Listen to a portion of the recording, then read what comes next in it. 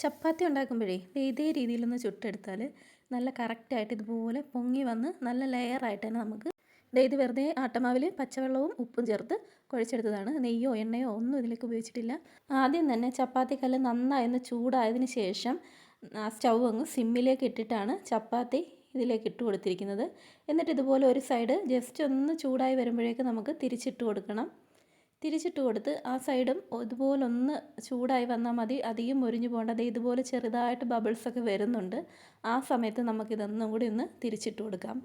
ഈ ഒരു സമയത്ത് നമുക്ക് ഗ്യാസ് സ്റ്റൗ അങ്ങ് ഫുള്ളിലേക്ക് ഇടാം. എന്നിട്ട് ഇതുപോലെ നന്നായിട്ട് ആ ചട്ടുകം വെച്ചൊന്ന് പ്രസ് ചെയ്ത് കൊടുത്താൽ ഇതുപോലെ പൊങ്ങി വരും. ഒന്ന് പതുക്കെ ഇതുപോലെ ഒന്ന് പ്രസ് ചെയ്ത് കൊടുക്കണം.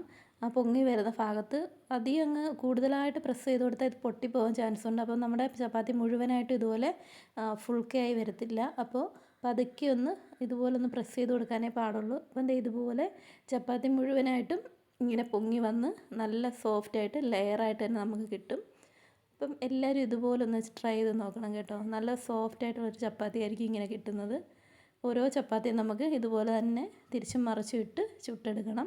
ആദ്യം രണ്ട് സൈഡും തീ കുറച്ചിട്ട് തന്നെ ഒന്ന് ചൂടാക്കിയതിന് ശേഷം പിന്നെ തീ കൂട്ടിയിട്ട് രണ്ട് സൈഡും ഇതുപോലെ ചുട്ടെടുത്താൽ നന്നായി പൊങ്ങി തന്നെ കിട്ടും. അപ്പോൾ ഇതുപോലെ ഒന്ന് ട്രൈ ചെയ്ത് നോക്കണം.